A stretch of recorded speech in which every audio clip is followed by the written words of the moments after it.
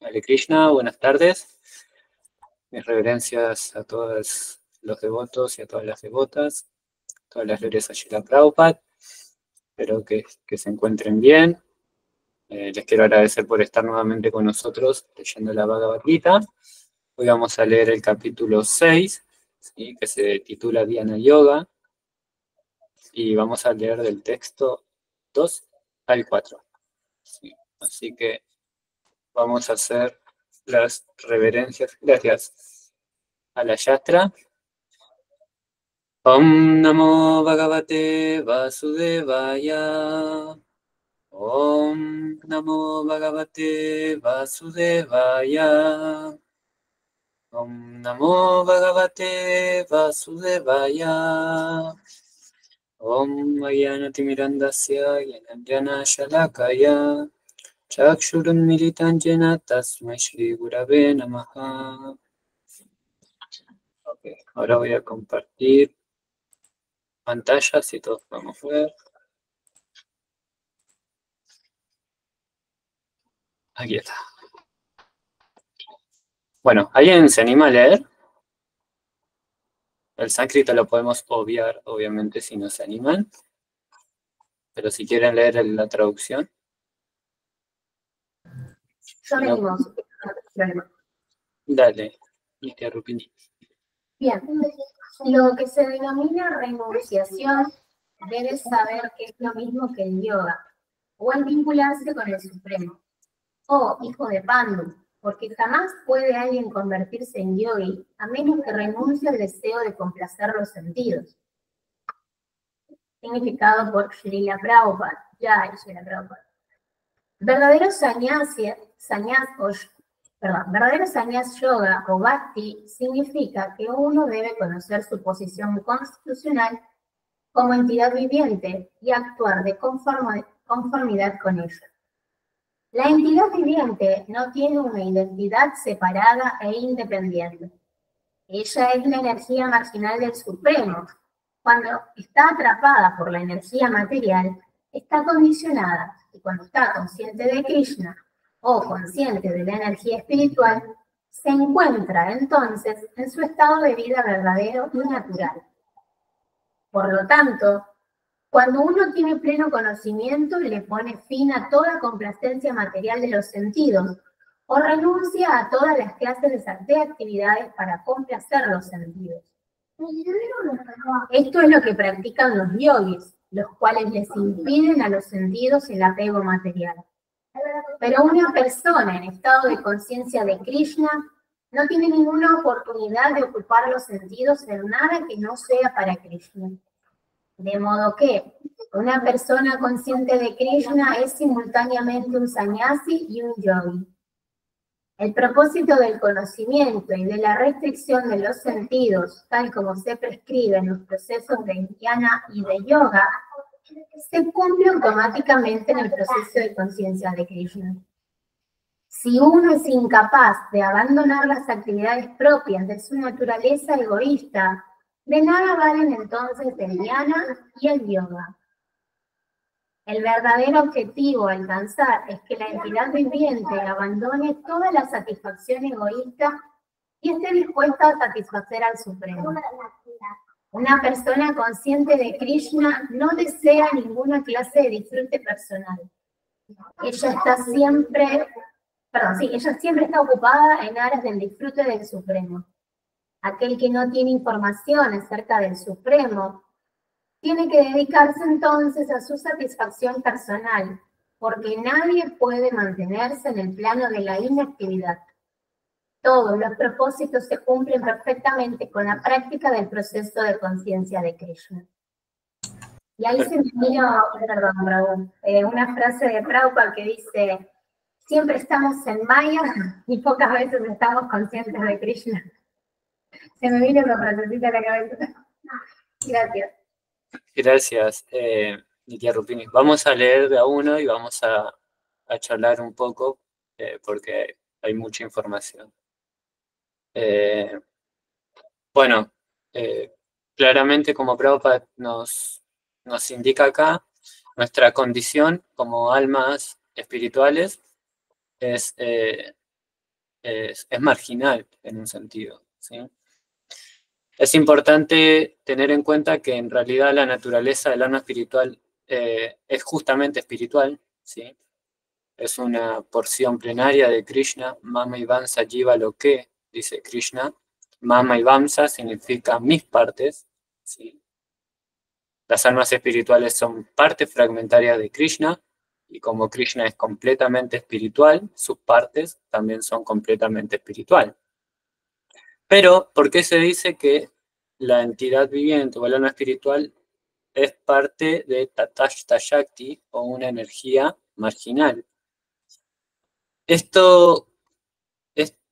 concepto de marginalidad es una posición ontológica más no geográfica, ¿sí? Es decir, que no es que ser parte de una energía marginal quiere decir que el alma espiritual no es ni material ni espiritual. El alma es espiritual, ¿sí? Pero puede ser atraída tanto por la energía material de Krishna como por la energía espiritual de Krishna. Por eso se dice que es marginal, está en el margen, ¿sí? O sea que básicamente siempre vamos a estar influenciados por alguna energía de Krishna, ¿sí? Por la material o por la espiritual. Y nosotros tenemos la libre elección de elegir dónde queremos o por cuál energía queremos ser influenciados. Lo natural es que estemos bajo el refugio de la energía espiritual de Krishna, como almas espirituales que somos. Pero a veces elegimos mal. A veces no queremos servir a Krishna, que esa es nuestra posición constitucional, y queremos jugar a ser Krishna y ser servidos, y en ese momento, inmediatamente y automáticamente quedamos influenciados por la energía material. Y ahí comienzan los problemas. Entonces, una de las cadenas que más nos atan al mundo material y que no nos dejan manifestar nuestro estado espiritual es el apego al disfrute de los sentidos, ¿sí? Y es eso lo que nos mantiene, como dice Nitya Rukmini, en Maya, lo que se considera Maya. Pero en realidad disfrutar de los sentidos no está mal. A veces vemos que Prabhupada dice que no hay que disfrutar de los sentidos o habla de manera negativa acerca del disfrute de los sentidos, pero tenemos que entender que lo dice en el contexto de el disfrute de los sentidos material, ¿sí? El alma espiritual es por naturaleza Ananda Maya Vyasat. Eso quiere decir que siempre está buscando Ananda, bienaventuranza, ¿sí? Disfrute. Entonces, estemos o aceptemos estar bajo la energía espiritual o bajo la energía material, siempre vamos a buscar disfrute. El tema es que cuando estamos influenciados por la energía material vamos a buscar disfrute en el mundo material, y el disfrute en el mundo material o los objetos de disfrute en el mundo material son como burbujas, dice Prabhupada. Son temporal y justamente material, ¿no? Se forman un tiempito y ¡pam!, explota luego. Y esa temporalidad no es muy bien recibida por el alma, que tiene una naturaleza eterna. Pero aún así seguimos buscando disfrute en lo material, ¿sí? Entonces se generan muchos apegos y eso es lo que nos termina de atar en este mundo. En cualquier tipo de yoga que se practique, uno de los objetivos principales es el desapego al disfrute de los sentidos, ¿sí? Ahora el capítulo 6 habla de Dhyana Yoga, que para traducir a procesos más modernos, sería como el Ashtanga Yoga modernos en un sentido, ¿no? Que es más conocido. Pero el Ashtanga Yoga es antiquísimo también. El Dhyana Yoga se puede traducir como Ashtanga Yoga, ¿sí? También ya pasamos por Jnana Yoga y por Karma Yoga, ¿sí? Actividades fruitivas. Todos los procesos de yoga tienen como principal objetivo desapegarnos de ese disfrute de los sentidos egoístas, ¿sí? Para poder generar yoga, vínculo, un vínculo con la divinidad, con Krishna. Ahora, la manera en la que cada yoga busca ese desapego es diferente. Y el Ashtanga Yoga particularmente lo busca bajo la restricción de los sentidos directamente. En el Bhakti Yoga es diferente, ¿no? Nosotros podemos ver que nosotros podemos disfrutar de los sentidos a través de Krishna, ¿sí? Entonces podemos comer, básicamente de todo, que no tenga carne ni huevo, pero ofreciéndolo a Krishna con anterioridad, ¿no? Entonces podemos disfrutar de comer, podemos disfrutar de cantar, podemos disfrutar de bailar, podemos vivir disfrutando a través de Krishna. Como que no hay una restricción, sí hay regulación. El Ashtanga Yoga busca restringir. Y Prabhupada, más adelante en un significado, nos dice que eso es como cuando al paciente el doctor le cambia la dieta y le prohíbe comer, o sea, cuando le cambia la dieta, le prohíbe comer ciertas cosas y para que mejore la salud del paciente. Pero esas cosas que le prohíbe el doctor le siguen gustando al paciente. Entonces, tarde o temprano, hay una recaída. Por ejemplo, si no podemos comer azúcar y tenemos un queque, como dicen los Hare Krishna, el bizcochuelo, va a ser difícil, ¿no? No comer. O el dulce de leche, que es personalmente mi debilidad. Va a ser difícil, entonces seguramente en algún momento haya una recaída y coma dulce de leche. Por eso, para el Ashtanga Yoga, también es necesario no solo restringir los sentidos, sino que vivir en un lugar apartado. En este contexto, en un bosque sería lo ideal, donde no hay muchos objetos de los sentidos. Muy austero.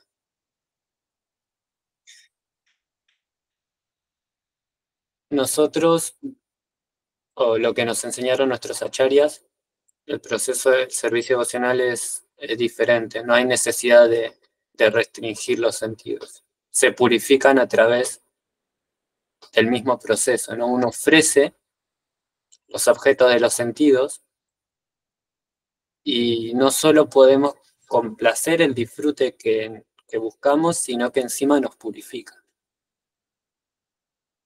Y los sentidos se controlan por sí solos. Solo por ofrecer los objetos de los sentidos a Krishna, nuestros sentidos quedan bajo control.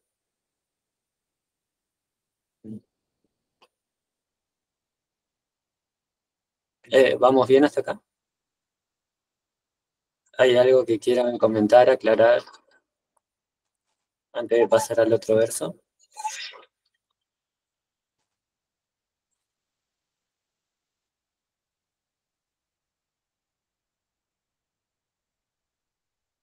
Jamás puede alguien convertirse en yogi a menos que renuncie al deseo de complacer los sentidos, dice Krishna.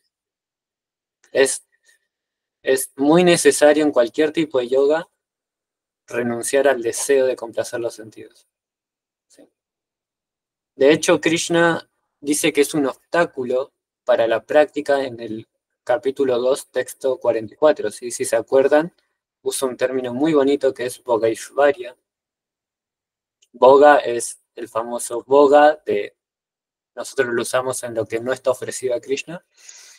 E Ishvarya es como controlador, ¿no? Que también es un nombre de Krishna, ¿no? Un Bogashvarya es alguien que está muy apegado a la complacencia de los sentidos. Bogashvarya Prayaktanan Tayapajrita Chetasam Vyavasayat Mikabudhi. La persona que está muy apegada al disfrute de los sentidos no se le presenta la determinación resuelta, dice. Samadhauna Vidyate, para Samadhi, para meditación. Las personas que estamos muy apegadas al disfrute de los sentidos, tambaleamos en la determinación. Entonces ahí es donde, en nuestro contexto, aflojamos a una yapa atenta, aflojamos a la lectura, aflojamos a escuchar, porque todavía seguimos disfrutando sin Krishna. Entonces la determinación para mantenernos en conciencia de Krishna es como disminuye. Lo que difiere en los distintos tipos de yoga es la forma en que controlamos los sentidos. Eso es lo diferente. Así que bueno, vamos a pasar al otro. Si tienen preguntas o algo, simplemente interrumpan, ¿eh? Ok. Nitya Rupini, ¿querés seguir leyendo, por fin? ¿Podés?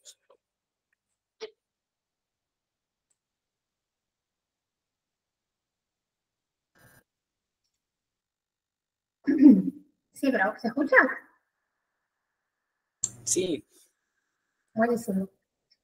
Para aquel que es un neófito en el sistema óctuple del yoga, se dice que el trabajo es el medio, y para aquel que ya se encuentra elevado en el yoga, se dice que el cese de todas las actividades materiales es el medio.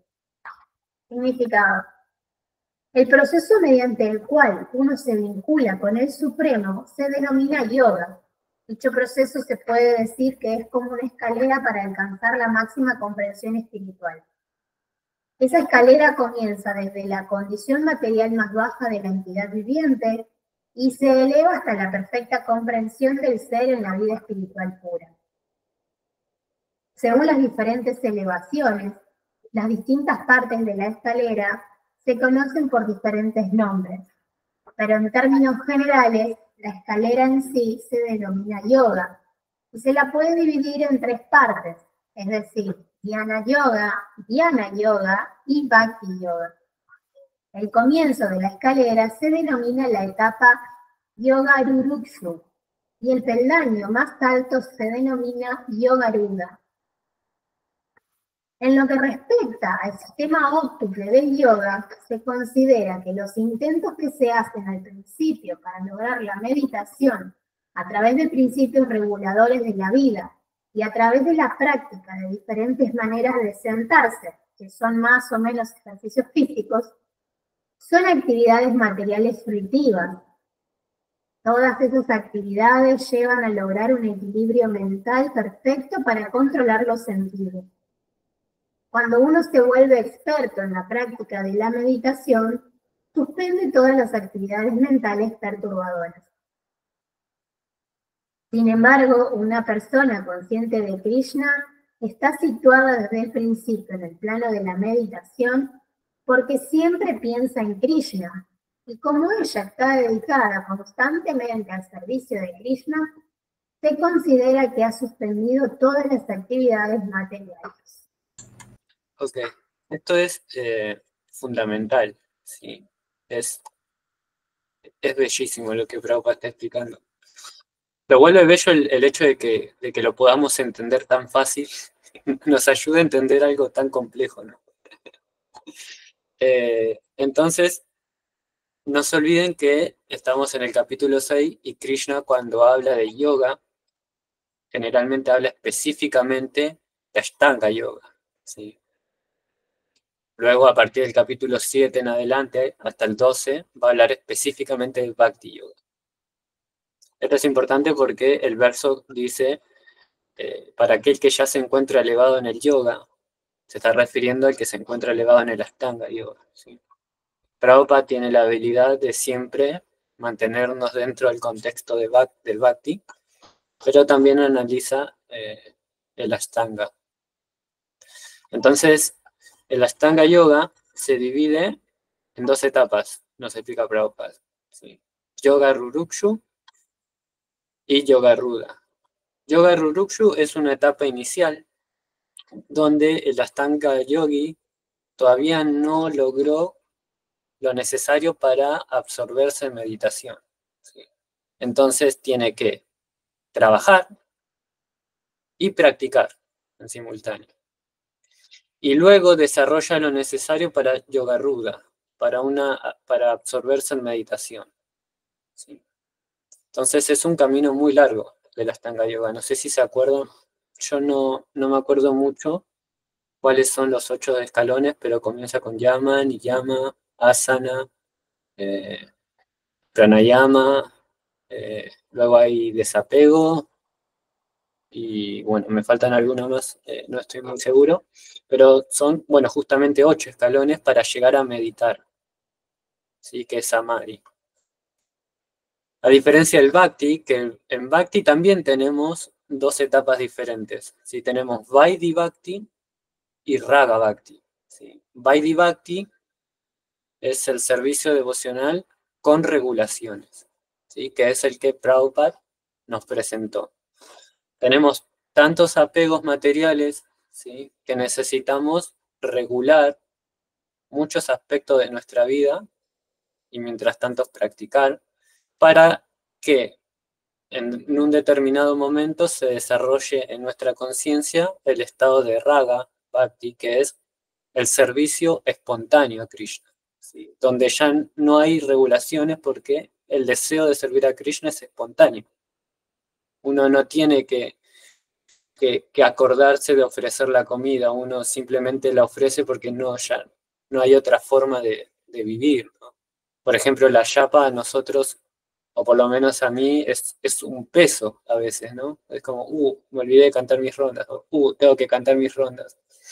Pero llega en un momento donde ya hay tanto gusto y tanto sabor y tanto apego por Krishna que simplemente se hace como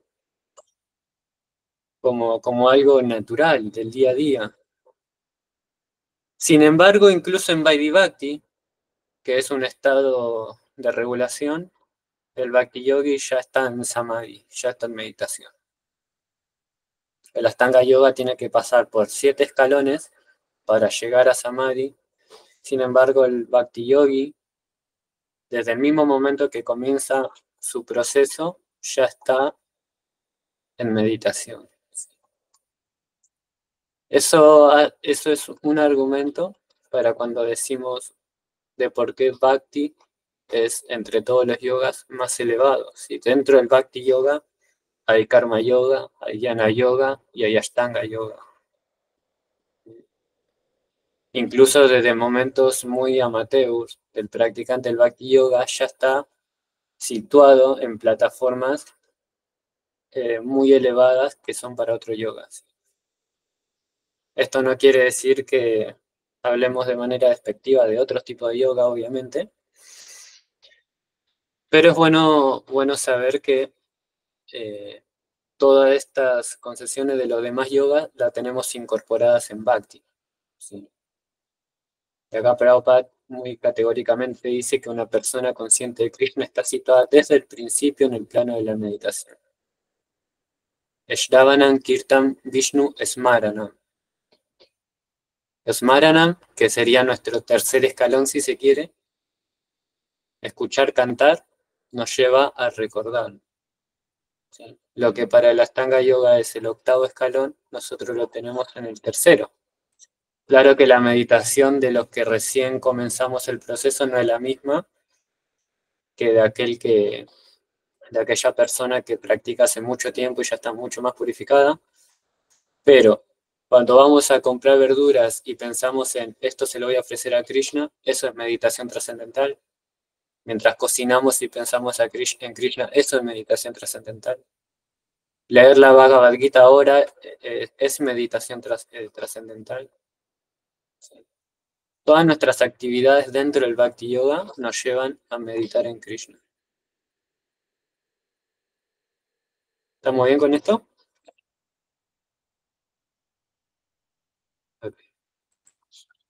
Vamos a pasar al último verso del día. Sí, Valentina. Si quiere puedo leer, Prabhu. Ah, sí, genial. ¿Ven bien ahí o quieren que lo aumente? Lo puedo aumentar. Ahí va. Se ve bien. Bien, texto número 4. Se dice que una persona está elevada en el yoga cuando, habiendo renunciado a todos los deseos materiales, ni actúa para complacer los sentidos, ni se ocupa en actividades fruitivas. Significado por Srila Prabhupada, Jai Srila Prabhupada. Cuando una persona está plenamente dedicada al amoroso servicio trascendental del Señor, se siente complacida en sí misma, y por ella deja de estar dedicada a la complacencia de los sentidos y a las actividades fruitivas. De lo contrario, uno tiene que dedicarse a complacer los sentidos, porque no se puede vivir sin una ocupación. Si no se tiene conciencia de Krishna, siempre se tendrá que buscar actividades egoístas centradas en uno o extendidas. Pero una persona consciente de Krishna puede hacer todo en aras de la satisfacción de Krishna, y con ello desapegarse por completo de la complacencia de los sentidos. Aquel que no tiene ese grado de comprensión tiene que tratar mecánicamente de escapar de los deseos materiales antes de ser elevado al peldaño más alto de la escalera del yoga. Perfecto. Bueno, esto más o menos, el significado de Prabhupada resume lo que venimos intentando de explicar. Hay una necesidad inherente en todos los practicantes del yoga de tener que purificar sus deseos. ¿Sí? La complacencia de los sentidos está totalmente vinculada a nuestros deseos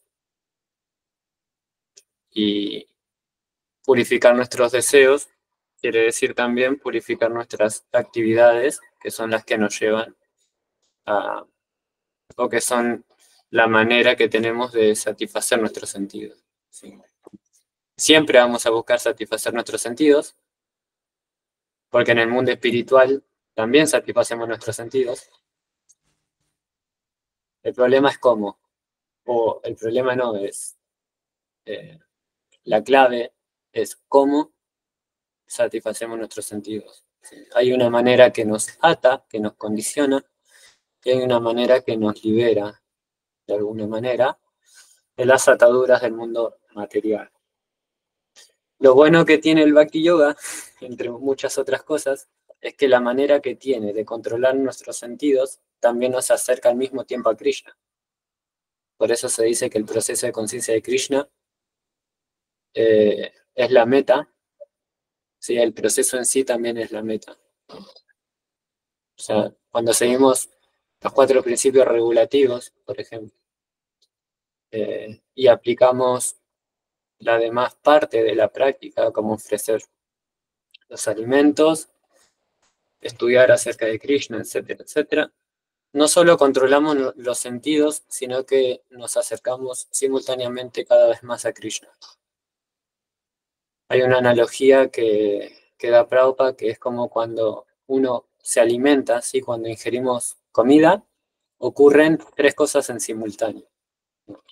Satisfacemos el hambre, satisfacemos nuestros sentidos y nos nutrimos.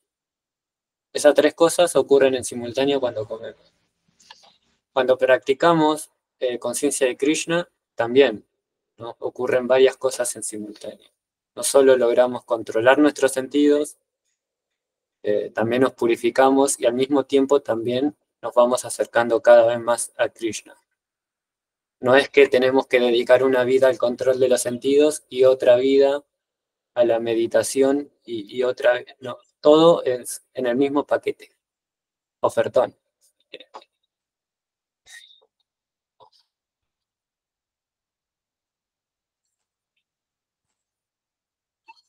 A ver qué más podemos analizar de aquí. Sí. Se me viene a la mente, me acuerdo que el otro día, la otra vez hablando con mi cuñada, bueno, ella mira muchas series de anime y demás, y me dice, ¿viste tal serie? Digo, sí, la empecé a ver, pero a mí me gustó, pero Lakshmi no, entonces la dejé de ver, porque cuando estamos juntos, de última vemos algo que nos guste a los dos, como, bueno, compartir el momento. Me dice, bueno, pero sentate y vela sola. Le digo, Sol, no tengo tiempo para sentarme a ver una serie que no sea en el momento en el que estoy con la Shungon. ¿Por qué? Y la otra vez me ponía a pensar, fue como una reflexión ahora, mejor dicho. Es como que por ahí la gente a veces, al no estar en conciencia de Krishna, tiene ese espacio libre donde no hace nada y se dedica a, no sé, a ver series o se hace, no sé, algún curso de otra cosa. Y yo digo, claro, tienen ese tiempo libre que yo muchas veces digo, ay, cómo me encantaría no hacer nada. Pero bueno, es el dharma que me toca hoy en día. Tengo dos niñas, tengo una casa que atender, mi trabajo, Krishna, o sea, y todo conlleva un tiempo. O sea, voy a decir, porque yo a veces digo, tengo que cantar la yapa. Son 2 horas que tengo que estar, a veces es como que me tortura a mí misma, digo, son 2 horas que pierdo y podría hacer un montón de cosas. Pero digo, no, pará, son 2 horas que estoy aprovechando a mejorar, avanzar en este plano, ¿no? Avanzar espiritualmente y poder ayudar después, el día de mañana, a otras personas, ayudar a mis hijas, acompañar a mi esposo. Y yo digo, claro, esa gente que no tiene esa ocupación en Krishna tiene como horas libres y buscan hacer otras cosas para mantener la mente ocupada, ¿no? Y acá uno, como justamente dice, si es una persona que está elevada en el yoga, cuando habiendo renunciado a todos los deseos materiales, ni actúa para complacer los sentidos ni se ocupa en actividades productivas. Yo como que no tengo tiempo para hacer otra cosa que no sea distinto a lo que ya vengo haciendo, que es cumplir con, como te decía, con mi dharma familiar, con mi trabajo, con la casa, con Krishna, y me quedo un rato donde estamos con Lakshmivan y decimos, bueno, vamos a ver algo juntos, pero después tratamos de estar en clases y obviamente cumplir con las yapas, hacer servicio. Es como que, no sé si a todos les pasa, pero a mí hay días que digo, me faltan horas para poder hacer todo. Eso simplemente. Gracias, Nitya Rupini. Sí, es muy complicado. Sí, Valentina. Hare Krishna, reverencias. No sé si se escucha ahí, porque a veces cuando prendo la cámara. Disculpen que recién estaban los perros cantando también de fondo. Quería agradecerles por la clase. Justo esta mañana hablábamos con una devota, con Lili, también de ahí de Bahía, el tema de cómo a veces cuando uno tiene una enfermedad física o cuando está muy cansado, a veces es más complejo hacer los servicios, ¿no? Y me encantó porque esta mañana yo lo que le contaba es que a mí lo que me ayudó fue el sadhusanga, ¿no? La asociación con los devotos y escuchar. Y en ese sentido, me parece hermoso cómo Krishna va como confirmando eso, porque usted dijo hoy pero una palabra que le agradezco muchísimo, que es la determinación. O sea que cuando uno está muy apegado a la complacencia de los sentidos, se afecta la determinación. Le quería agradecer porque nada, fue como que me ayudó a hacer un clic interno para ver si vuelvo a levantarme temprano. Yo me estaba levantando a las 4 para cantar las rondas y tenía esas 2 horas en las cuales la verdad que es precioso cantar las rondas en esa hora. Y desde hace no sé, al menos un mes y medio que la vida me cambió un poco y o más, un poco más. Y el tema es que no me estoy pudiendo levantar a esa hora, me estoy levantando un poco más tarde y noto cómo se desregula todo, ¿no? Al no poder levantarme y cantar las rondas temprano, después tampoco llego a tener tiempo para cocinar comida sin harina común, que he notado que me da alergia y que además me gusta comer harina común, como usted decía del dulce de leche. Entonces es como, no, bueno, no pasa nada, como, ay, después termino con nada, físicamente mal, y lo comparaba a la cuestión espiritual, ¿no? Como lo hablaban temprano con la devota que estaban hablando de que Krishna siempre nos protege, y decía, bueno, hasta qué punto está cierta intolerancia al gluten, no es una forma de protegerme de Krishna, porque ahora quiero levantarme temprano para poder cantar las rondas temprano y poder cocinarme cosas y no vivir con un hambre voraz como me está pasando. Entonces, nada, pensaba en qué hermoso como disculpen que haya sido tan autorreferencial, pero le quería agradecerle la palabra determinación. Hoy la verdad que ha sido importante para mí. Gracias. Hare Krishna. Muchas gracias, Valentina Nitya Rupini, por sus palabras. Hoy justo en Bhakti Shastri la profe decía que nos dio una tarea de analizar por qué Prabhupada a veces dice que el proceso es muy fácil y por qué a veces dice que es muy difícil, ¿no? Al final, ¿es fácil o es difícil? Y terminamos concluyendo que en realidad es fácil, ¿no? Porque hay que cantar, hay que comer, ofrecer lo que comemos y bailar y no mucho más, ¿no? Pero, ¿qué es lo que lo hace difícil? Bueno, son justamente la fluctuación de la determinación, ¿no? Que como dijimos anteriormente, se ve afectada por nuestra complacencia, por querer satisfacer nuestros sentidos sin Krishna, ¿no? A veces tenemos muchos deseos sin Krishna, ¿no? Donde Krishna no aparece, ¿no? O a veces queremos que aparezca, pero porque el resultado de lo que queremos va a ser algo para nuestro propio disfrute, ¿no? Por favor, Krishna, ayúdame a comprar este auto y después no hacemos ningún servicio con el auto, ¿no? Entonces, Krishna cumple los deseos, ¿no? Él no tiene problemas con eso. Pero eso nos termina afectando en nuestra práctica espiritual. Y así un montón de micro cositas del día a día, ¿no? Por ahí algo tan inocente como comer un chocolate de 75 gramos. Yo ya me sé los gramajes y todo, de cómo vienen. Algo tan pequeño nos puede causar un impacto, ¿sí? Porque, bueno, sabemos que los grandes resultados se gestan a partir de microdecisiones, ¿no? De decisiones pequeñas durante el día. Pero al mismo tiempo también tenemos que tener cierta tolerancia con nosotros mismos, porque no, mi maestro espiritual dice que ustedes imagínense ir con un auto a 120 kilómetros por hora en autopista y darse cuenta que van por el camino equivocado y tienen que dar la vuelta en U, pero no das la vuelta a 120 kilómetros por hora, ¿no? Desacelerás a fondo, frenás, redireccionás y arrancás nuevamente. Bueno, nosotros venimos de, vaya uno a saber cuántas vidas sin Krishna, ¿no? Viviendo sin Krishna, así complaciendo nuestros sentidos.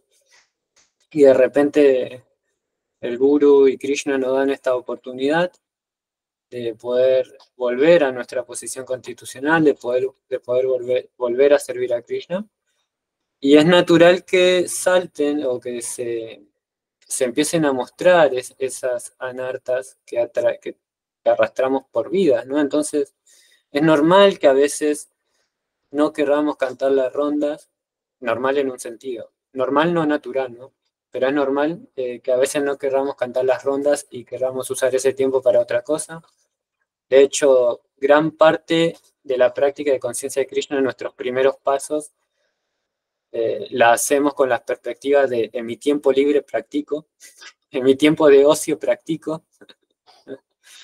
En cambio, los devotos avanzados no viven otra manera que no sea practicando, ¿no? Nosotros tenemos que reorganizar nuestras vidas, ¿sí? Buscar los huecos posibles. Hay un ideal, ¿no? El ideal es levantarse a las 4 de la mañana, como dice Valentina. Si podemos meter las rondas en esas 2 horas, es genial.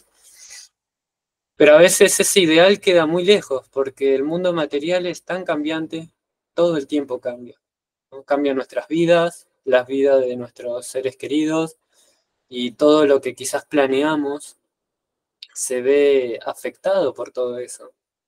Y eso es natural del mundo en el que vivimos, ¿sí? Pero lo importante es, a pesar de todos esos cambios, seguir aferrado a aquello que no cambia, ¿sí? Que es la conciencia de Krishna.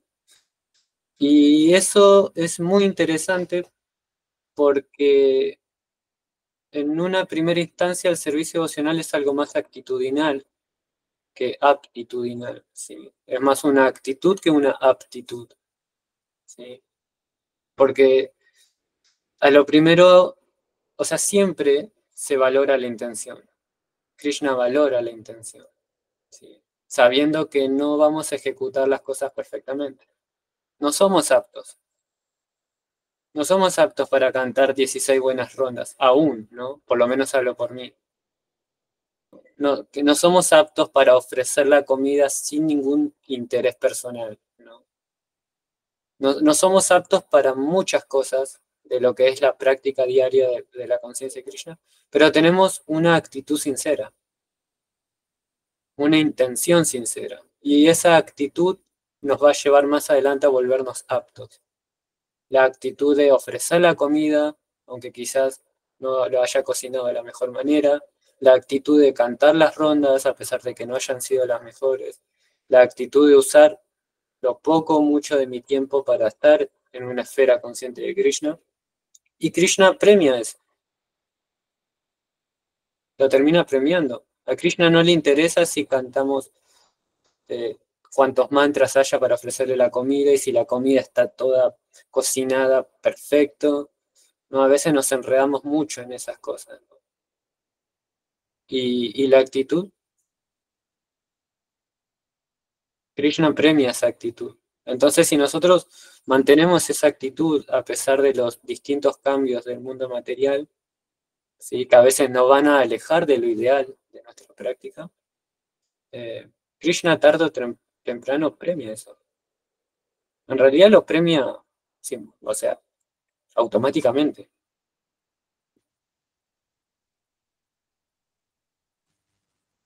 ¿Está bien eso? ¿Qué les parece? Hay una frase que no sé bien de dónde salió, pero que dice que el proceso de Bhakti Yoga, sí, hija, el proceso de Bhakti Yoga es sencillo para el sencillo o complicado para el complicado. Depende de cómo cada uno le quiera dar la vuelta. Me acuerdo que una vez un devoto dio una clase acá, no me acuerdo el nombre del devoto, que comentaba que él había ido a la casa de otro devoto, que el devoto no lo dejaba hacer nada, siempre limpiaba su casa y demás, creo que lo dejaba cocinar o algo así. Y dice que la parafernalia para Krishna no es como que estaba diferenciada, era, no, acá todo es lo mismo, o sea, el plato es, el sorpreso Krishna, después uno lo usa, o sea, todo lo más sencillo posible. Y a veces uno como que busca, no, esto tiene que ser para Krishna, para ofrecer, para esto, uno a veces es más meticuloso. Bueno, nosotros acá respetamos una cierta parafernalia, qué sé yo, pero a veces yo soy un poco más desestructurada en algunas cuestiones y la Lakshmi es como más recto, ¿sí? Entonces ahí está lo de cómo cada uno, ¿no?, lleva su proceso y su relación con Krishna. Pero como usted dice, es la actitud o el nivel de conciencia con el que uno está en ese momento diciendo, bueno, esto es para Krishna, este alimento es para... Porque también pasa de que muchas veces uno está ofreciendo y tiene una hambre bárbara, y bueno, no bogues, estoy cantando las mantras, y yo lo miro a Krishna como diciendo, por favor, ayúdame. Pero bueno, ahí Krishna ve todo eso, ¿no? Porque sabe que también es una austeridad para uno. Sí, a veces el ser tan así estricto es una muestra de una actitud de querer hacerlo bien, porque es para Krishna, ¿no? Entonces, Krishna también lo premia. Una vez un devoto preguntó que si Krishna le aceptaba la puya, porque él siempre estaba muy pendiente de cuántas vueltitas le daba, ¿no? Pero claro, él estaba pendiente de eso porque lo quería hacer bien. Entonces, eso también es una actitud favorable. Pero esa actitud, sea que seamos muy estructurados o no, nunca debe ponerse en juego, ¿sí? A veces también es verdad que queremos engañar un poco, y Krishna es imposible de engañar. Krishna sabe nuestras intenciones más profundas, ¿sí? Pero en última instancia no importa, ofrecéselo igual, ¿no? Akama sarva kamuda moksha kamudaraditi urena bhakti yogena yasheta purusham param. Si aunque tengas todos los deseos, sarva kama, nadie puede tener todos los deseos, ¿sí? Podemos tener muchos deseos, pero todos no. Pero el Bhagavatam pone un ejemplo extremista para que no quede duda. Aunque tengas todos los deseos, o no tengas deseos, o desees la liberación, Tibrena Bhakti Yogena, practicaba Bhakti Yoga igual. Entonces, a eso voy con no enredarnos tanto en lo aptitudinal, porque si vamos a ser estrictos, no somos muy aptos, ¿no? De hecho, Prabhupada lo dijo, ¿no? Hay un videíto que siempre está circulando ahí donde Prabhupada llega a llorar en el videíto, ¿no? Que cita el verso Mat Bhaktiya Villanati, donde dicen, donde a lo último el video dice, no sean arrogantes, están tratando con Krishna, y donde hace énfasis en la sinceridad. Entonces, si uno se mantiene sincero, si la intención es siempre estar cerca de Krishna o hacer algo por Krishna o para Krishna, Krishna excusa los errores, ¿sí? Los excusa completamente. El problema es cuando no hay sinceridad y sí hay una intención de engañar. Pero generalmente somos bastante sinceros, ¿sí? No perfectos, pero somos sinceros, ¿no? Intentamos hacer las cosas lo mejor posible y tratar de ofrecer nuestro mayor tiempo posible a Krishna. Y eso es lo que tarde o temprano nos va a volver aptos. Sí, Me acuerdo, me vino a la mente la primera vez que tuve contacto con un gurú fue con Bhakti-Bhusan Swami. Y bueno, yo sé que a él le encantan las simplemente maravillosas. Entonces había tomado el servicio de hacerme las simplemente maravillosas y en un momento me agarró una ansiedad y yo estaba con las bolitas y en un momento dije, pará, basta. Ofrezco, qué sé yo, le digo, Krishna, por favor, libera estas bolitas de todo tipo de ansiedad, de todo tipo de ofensa que haya cometido, por favor, porque esto es para un devoto puro tuyo. Bueno, llego al centro, qué sé yo, después tenemos la clase y demás, y después le dan el tapercito con las bolitas. Y no, le habían gustado, así que dije, ay, qué bueno, gracias, Krishna. Sí, eso es otra cosa que anteriormente les quería decir, como para ya terminar porque nos pasamos el horario. Hare Krishna, Dani, ¿cómo estás? Buenas tardes. Hare Krishna. Cuando hablabas de que siempre uno está a las corridas, ¿no? Y es a veces difícil encontrar el tiempo necesario o el más adecuado para poder practicar lo más eficientemente posible, porque requiere una organización en nuestras vidas y generalmente siempre terminamos a las corridas. Mismo cuando uno visita un templo, un centro de prédica, lejos de encontrar un ambiente pacífico, ¿no? Donde se sirve la comida en paz, donde todos comen en paz, siempre hay caos, ¿no? Siempre hay corridas de devotos con asaderas en la mano, eh, esquivando todo tipo de seguridad posible, siempre es un caos, pero Bhakti-Vikas Swami explica que esa ansiedad que uno padece en el servicio vocacional es mucho más elevado que la tranquilidad del meditador impersonalista. Es como que estar en ansiedad por servir a Krishna es muchísimo más elevado que estar en paz, entre comillas, meditando ociosamente, ¿no? Entonces, mi experiencia personal, la poca que tengo, es que nunca puedo hacer servicio tranquilo, ¿no? Siempre estoy a las corridas. Por más que lo haga con muchísimo tiempo, siempre termino las corridas. Y es bueno saber de alguna manera que bueno, eso está bien. Mismo servir a un guru da mucha ansiedad, ¿no? Se disfruta después. No me acuerdo cuando vino Hridayananda Maharaj acá después de no sé cuántas décadas. Era un caos todo. Todo era un caos. Sin embargo, en ese caos todos éramos felices. Y cuando se fue él, que ya estábamos todos tranquilos, había un vacío, ¿no? Cuando se va el guru hay mucho vacío. Entonces es preferible vivir en esa ansiedad y en esas corridas.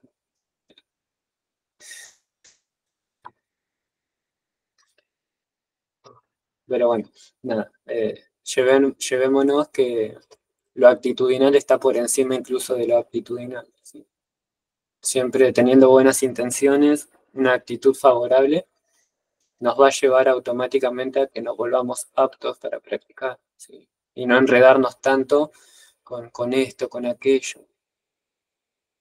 La intención es, en última instancia, lo que cuenta. Me acuerdo que Yamunacharya Maharaj, cuando vino a casa, nos desestructuró todo. Nosotros tenemos para los gurus todo aparte, como explicaba Nitya Rupini. Y cuando le llevamos el prasadam en la charola de los gurus, nos la rechazó y nos dijo que le sirvamos en los platos que comemos nosotros. Que ni siquiera son platos, son cuencos de cerámica donde comemos. Y como que quedamos todos muy... ¿Por qué? Entonces también es una manera de explicar que tienen los gurus, que todo es más simple. Por lo menos Yamunacharya Maharaj es así. Todo es mucho más simple. Nosotros nos enredamos en que el guru es esto, que tiene que así y asá. Y ellos están en otra. Entonces ya solo la intención de uno de querer servirlos adecuadamente ya es premiada por Krishna. Y eso es lo que nos mantiene en todo el proceso.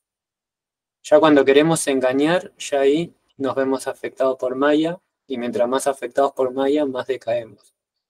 Pero mientras nos mantengamos sinceros, siempre va a estar la posibilidad de ir creciendo en conciencia de Krishna.